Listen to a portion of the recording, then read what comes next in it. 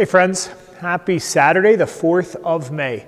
It's nice to be with you. I'm Father Bill Hill, priest at Holy Spirit Catholic Community in Rock Springs, Wyoming. I will share with you a reflection on the daily readings. The readings are linked down below. Click the link, read the readings, read the readings prayerfully, and then turn off the screen.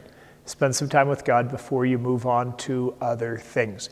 For those who work regular work weeks, I hope you get some time for some rest and some recreation in these days. We are not robots, we are not machines, we are human beings created in the image and the likeness of God. And rest is one of the ways that the Lord wants to show blessing and goodness to us. Okay, we have readings from the Acts of the Apostles and from John's Gospel. We missed a really important reading yesterday because we had the feast of Philip and James. So you may want to go back, but it was the conclusion of the Council of Jerusalem and the decision that the apostles reached and then the communication that they sent out to the churches. Today, we have the beginning of the second missionary journey of Paul. He encounters Timothy and recruits him, picks him up, has a student, a follower, a disciple. This is one of those great pairings as well in the history of the New Testament. Timothy becomes one of his successors and a leader in the second generation of Christianity.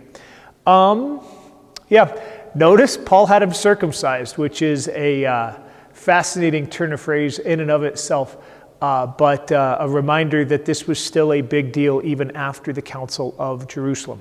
There may be two things that I'd invite you to pray into, and they're in the second part of this.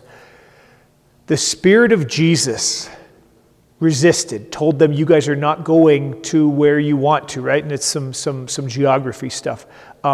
They tried to go into Bithynia, but the Spirit of Jesus did not allow them. And so, there are times that we're told no, right? There's a cliche. When God closes a door, God opens a window. Not everything that we want happens, right? Sometimes God says no. Sometimes we need to say no. We can sometimes hear the scriptures say that it's all about being for others all of the time, but there are times that there needs to be that response of no. We hear it that Paul encountered it here. We see it in the teachings of Jesus. Are we being called to say no? To establish a boundary, perhaps to respect a boundary of another in these days, maybe especially obviously something that might be bothering us, worthy of having a conversation with the Lord.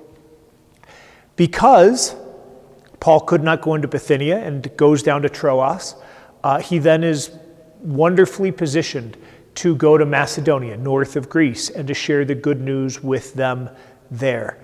Service, right?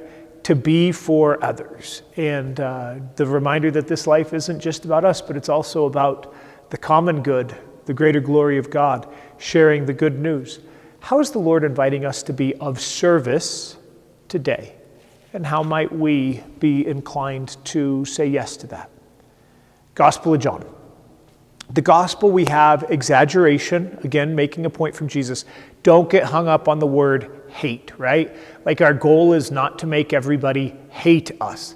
But Jesus is just teaching his disciples, if you are out of step with the world, don't be surprised.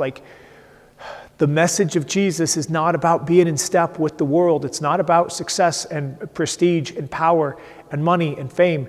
It's about sacrifice, and it's about commitment and loyalty, and it's about laying down our lives to find them in God. There was nothing in it that particularly attracted my attention, but I just wanted to make sure that I understood that we knew that when Jesus is using that hate language, that it is about exaggeration in order to make a point, and about the values of Jesus' reign being much more important to us than the values of this earthly world. Perhaps pray into our own experience of the world and Jesus' kingdom. Continue to ask that the Lord might help us to love God with all of our heart, mind, soul, and strength, and our neighbor as ourselves, and to let the chips fall where they may when it comes to the world.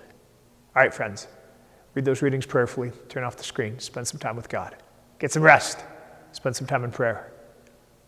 God bless y'all.